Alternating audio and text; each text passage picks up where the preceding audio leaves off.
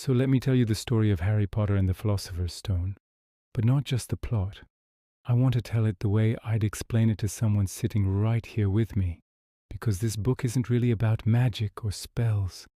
It's about belonging, identity, and discovering who you are when the world has tried its very best to make you feel completely invisible. The story starts in the most ordinary, almost painfully dull place you can imagine. A quiet suburban street where nothing strange ever happens. This is where Harry Potter lives, though lives might be too generous. He exists in a tiny cupboard under the stairs in his aunt and uncle's house. The Dursleys don't treat him like family. They treat him like an inconvenience they're forced to put up with. From the very beginning, you understand that Harry's life is defined by neglect, emotional cruelty, and silence. He thinks his parents died in a car crash, and he has no idea why strange things sometimes happen around him when he's angry or scared. All he knows is that he feels different, unwanted, and totally alone. But that crushing sense of isolation is shattered the moment letters start arriving for him. Letters addressed personally to Harry, something that has never happened in his entire life. The Dursleys absolutely panic. They go to extreme lengths to stop him from getting these letters, which reveals just how terrified they are of something Harry doesn't even understand yet. Eventually, this fear takes the form of Hagrid, a half-giant with a huge, gentle heart, who shows up on Harry's 11th birthday to tell him the truth. Harry is a wizard. This moment isn't just a plot twist. It's a complete redefinition of Harry's entire identity. Everything that once made him feel strange or broken suddenly has a meaning. His parents weren't ordinary at all. They were powerful wizards who were murdered by the darkest wizard of all time, Lord Voldemort. And Harry didn't just survive that attack. He ended it. When Harry steps into the wizarding world for the first time, especially in a place like Diagon Alley, it feels like watching someone see in color after a lifetime of black and white. For the first time, Harry is seen, recognized, and valued. People know his name.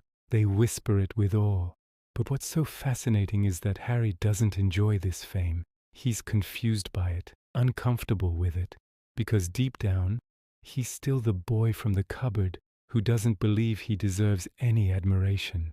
This emotional humility is so important because it sets him apart from heroes who are just looking for glory.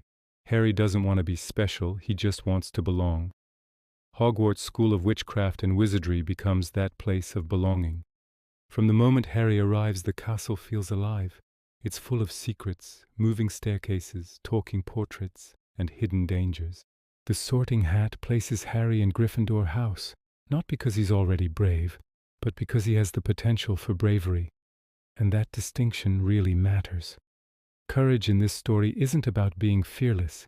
It's about choosing to do what's right, even when you're absolutely terrified.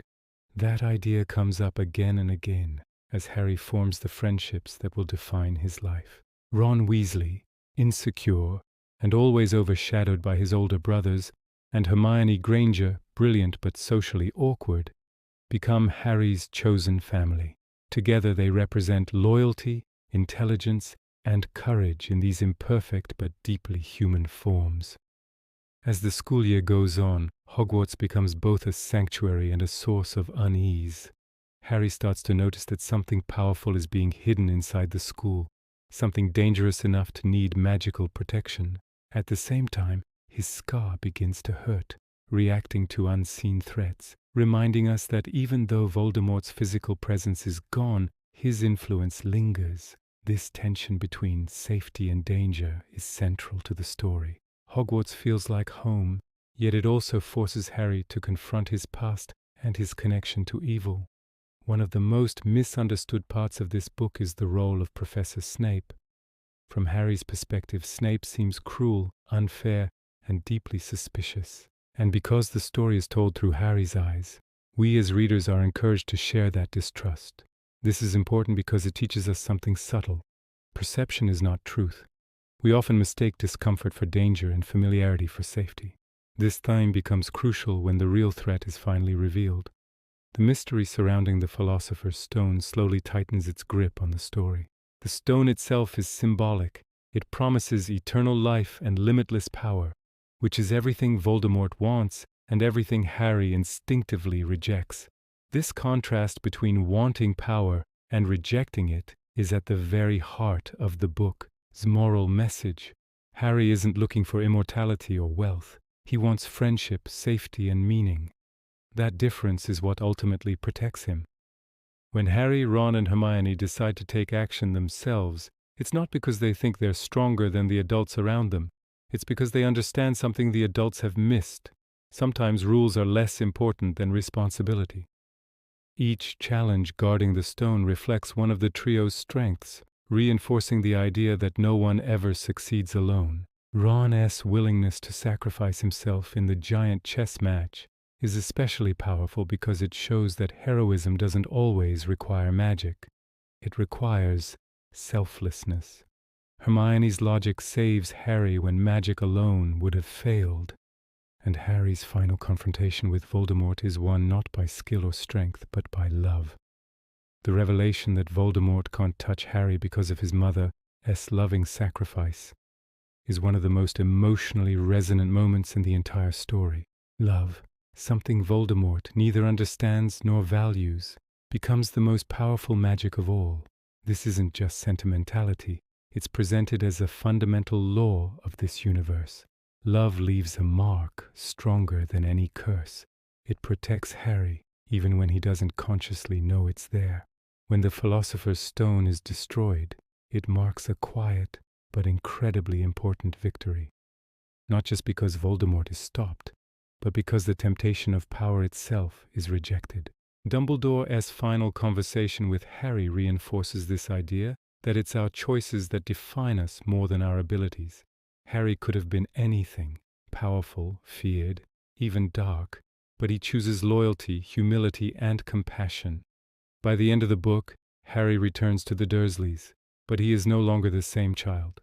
He carries with him knowledge, confidence, and the deep understanding that he has a place in the world. Hogwarts is no longer just a school, it's a promise. It's a reminder that no matter how lonely your beginnings are, they do not have to determine your ending. And that's why Harry Potter and the Philosopher's Stone endures. It's not just a children's fantasy or an introduction to a magical universe. It's a story about finding light after neglect, finding meaning after confusion, and finding family where none existed before. It tells us that greatness doesn't come from power or fame, but from the courage to choose kindness when cruelty would be easier, and to choose love when fear demands otherwise. Thanks so much for watching. If you enjoyed this breakdown, be sure to like and subscribe for more stories told this way. See you next time.